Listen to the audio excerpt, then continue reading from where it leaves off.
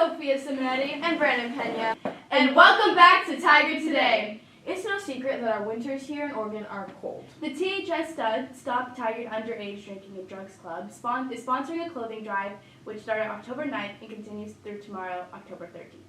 THS has been collecting all new and gently used hats, gloves, and mittens. If you haven't had a chance to drop anything off on Saturday the 14th from 1 to 4, there will be stud volunteers collecting items in the THS swim parking lot. Please encourage the people around you and our community to drop off any items to help us bring warmth to those in need this winter. Have you ever been hurt before a big performance, Sophia? Not that I know of. Maybe during one? What about you?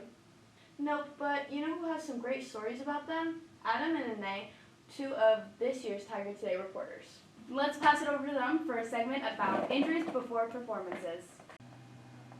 Hey Tigers! I'm Adam Beast. And I'm Ine Martinez. And today we will be interviewing students who have had an injury before or during a performance, game, or match. What is your name and grade? My name's Caden Asher and I graduate in the year 26. Do you participate in any Tigard sports or performing arts? Yeah, I play for the JV football team. Have you ever gotten injured during a big performance or match? Yeah, against Lake Ridge last year. Could you tell us some more about that? Yeah, so I got a cut block to my knees and I fractured my femur and sprained my ACL. How did this affect you during the time you got injured? It was a really low spot for me. I mean, not only was I taken out of sports, I also couldn't do much practicing and just kind of had to mope around the field all the time. How did you overcome this feeling? I kind of live by the words, minor setback is a major comeback. All right, thank you for sharing. What advice would you give to others if they are experiencing something familiar? Just stick through it. I mean, there's always light at the end of the tunnel and you'll make it out to the other side. Just keep practicing and you'll get back to where you were before. Is there anything else you would like to add before we cut it? No, that's all. All right, thank you. What is your name and grade? My name is Avery Clayton Schmidt and I am a junior. What sport or performing art are you a part of? I am the captain for Tigard High's color guard team.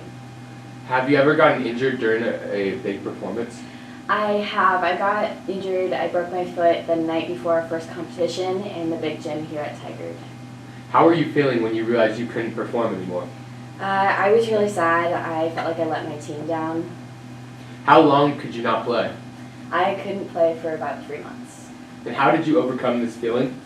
By staying connected with my team and doing physical therapy, a lot of physical therapy. What can you do to prevent this from happening again? Not running on the sideline of a court with platform shoes.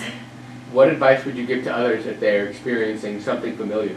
I'd say stay connected with your team, go to practices, games, competitions, performances. It makes you feel like you're still with them and not leaving them behind. Is there anything else you would like to add on? No, I don't think so. Thank you. Thank you. Thank you so much for listening. We hope you learned something new about other students and the injuries that had an effect on their lives. Bye, Tigers! Tigers, on October 23rd through the 31st, we encourage you to celebrate Red Ribbon Week with us. What is Red Ribbon Week, you may ask? Red Ribbon Week is our annual awareness week where we as a community unite and take a visible stand against drugs, not only in our schools, but in our community. Throughout the week, our stud students put together lots of activities to help spread the awareness of the effect drugs have on students and the community, and how to not only address but prevent drug use. You know what I miss? What? Homecoming. I know. It's crazy. The mosh pit was intense.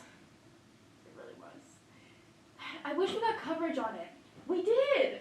Really? Yeah, Avery and Jaden, two more of our Tigard Today reporters, got some interviews before and after about what people's expectations were and what their experiences look like. Perfect! Let's check it out. Passing it over to Avery and Jaden. Hi Tigers! I'm Avery. And I'm Jaden. And today we're going to be interviewing some students about homecoming. We will be interviewing them before and after and what their thoughts are. Hi Tigers! I'm here with Eliza Kelchner-Lee, a freshman. So Eliza, is this your first school dance? It is not. Okay, well how are you feeling about your first high school dance? I'm very excited. What are you excited for the most about this homecoming? Probably just hanging out with my friends and just having a fun, carefree night. Nice. What do you think about the theme this year? I really like it. I love Tangled, and so I'm very excited to kind of celebrate the movie. Great. See you after homecoming. Hi Tigers, I'm here today with Dev Morthy, a senior. So Dev, are you going to homecoming this year? Yep, it's my first and last if you can believe it or not. Wow, so what are you looking forward to with homecoming? Yeah, just dancing, hanging out, having a good time. Nice. So since this is your first and last homecoming, how are you feeling? I'm pretty excited for it, you know. I feel like it's going to go well, so it'd be kind of sad to have missed the previous ones in my high school time. So, yeah, I have pretty positive feelings about this. Nice. I'm here today with. Jackson Lee, I'm a freshman. Are you going to homecoming? Yes, I am. Why? I'm just looking to enjoy the experience and, just see how it is. Okay.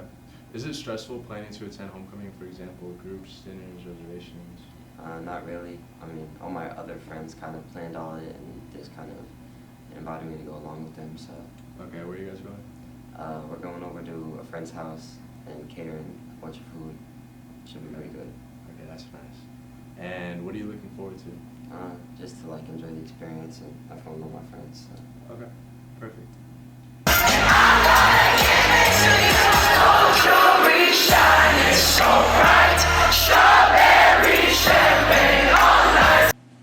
And we're back. It's 2 weeks after HOCO, and we interviewed the same students again to see what they had to say about how HOCO really went for them.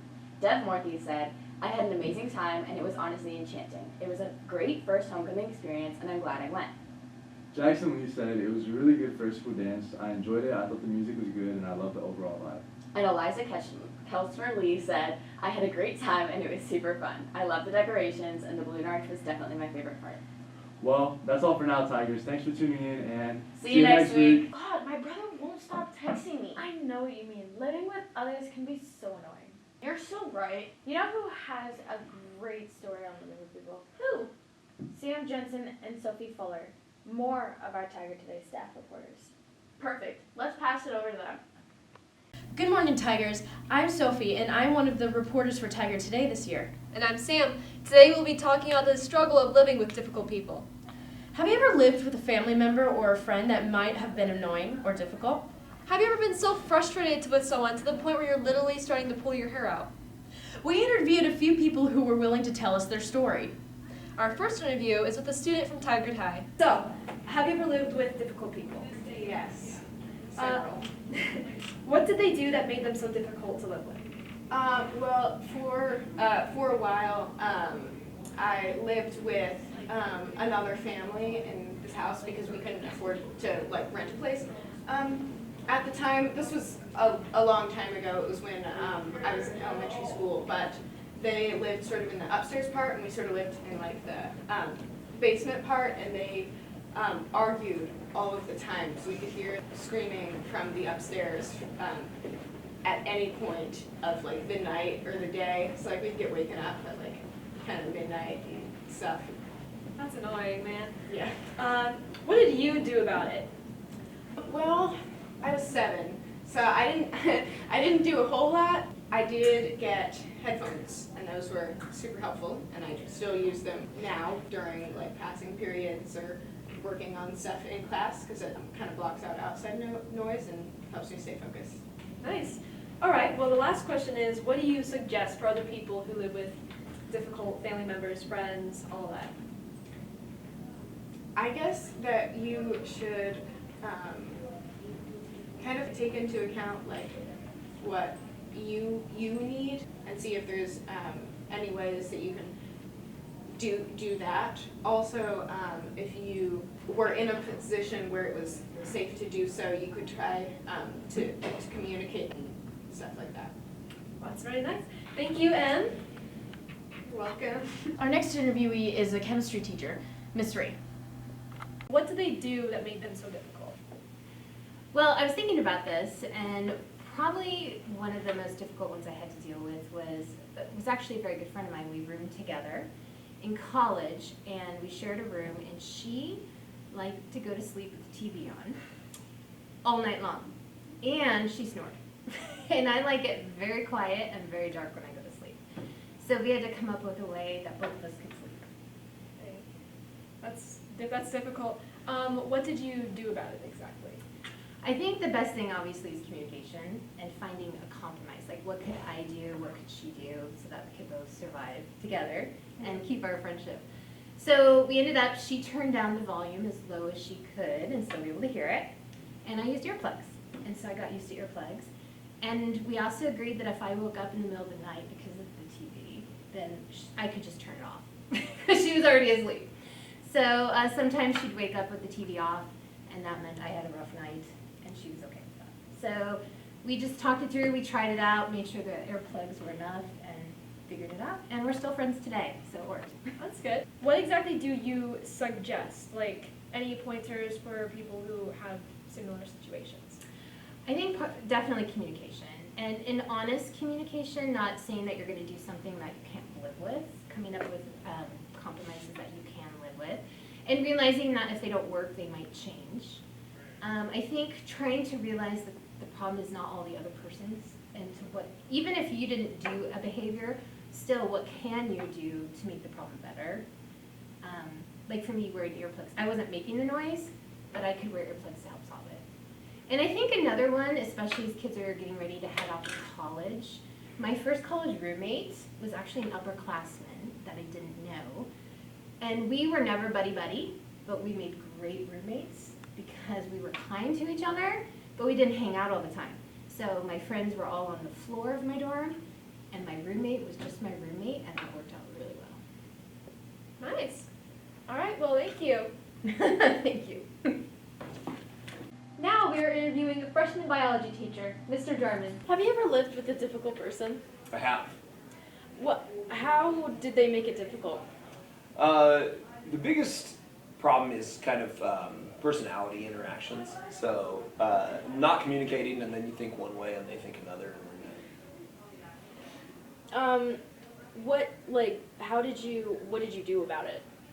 The biggest thing, I mean, ended up moving out eventually. Yeah. But so the two instances I'm thinking of, my first college roommate was a difficult person to live with, and then my roommate after I was teaching before I got married was also, and it's just, you know, and ultimately moved out. But Yeah. like to handle the situation while I lived there, communication was the big thing. Just kind of expressing each other's thoughts and like, you know, this is the way that should have gone instead. Yeah. What is your advice for seniors who plan on moving into houses with other people?